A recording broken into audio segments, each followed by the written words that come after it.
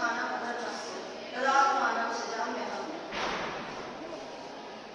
ईश्वर अवतार लेते हैं चैत्र शुक्ल नवमी राम नवमी, एक ऐसी तिथि जिस दिन स्वामी भगवान विष्णु स्वयं वैकुंठ लोक छोड़कर मानव रूप में इस धरती पर अवतरित हुए और उनका नाम रखा गया राम।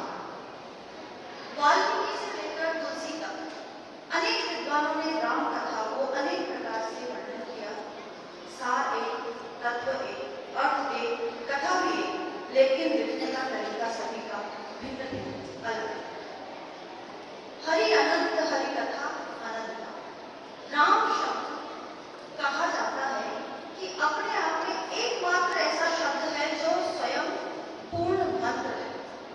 स्वविज्ञान कहता है कि राम शब्द का उच्चारण करने से वही लाभ प्राप्त होते हैं जो ओंकार प्रणव अक्षर के उच्चारण करने से प्राप्त होते हैं। रामचरितमानस में तुलसीदास जी ने कहा, राम एक तपस्या किया कार्य, नाम को निकल कुमति सुधार प्रकार।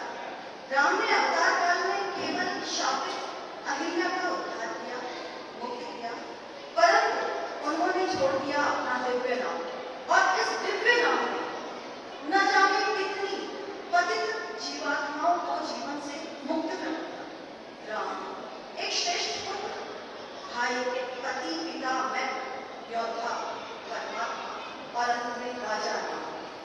कठिन से कठिन परिस्थिति में धैर्य रखना, भगवान राम के चरित्र में पग पग पर मर्यादा, त्याग, प्रेम और लोक व्यवहार में देखने को प्राप्त होता है।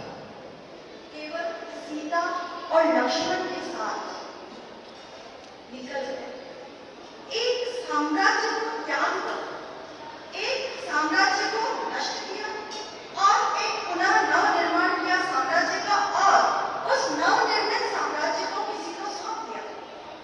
इतना महान कार्य केवल और केवल श्री राम ही कर सकते हैं। श्री राम अपने भ्राता और अपनी भार्या को लेकर घर से निकले और जब लौटे तो उनके साथ थी पूरी एक सेना।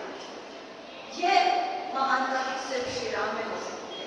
राम राम के लिए कहा जाता है कि राम रामे की रमे रामे मनोरमे सहस्र नाम तत्तुल्यम राम नाम वरानने। एकमात्र श्लोक को बोलने से कहा जाता है 1000 नाम लेने के बराबर फल की प्राप्ति होती है। जय श्री राम।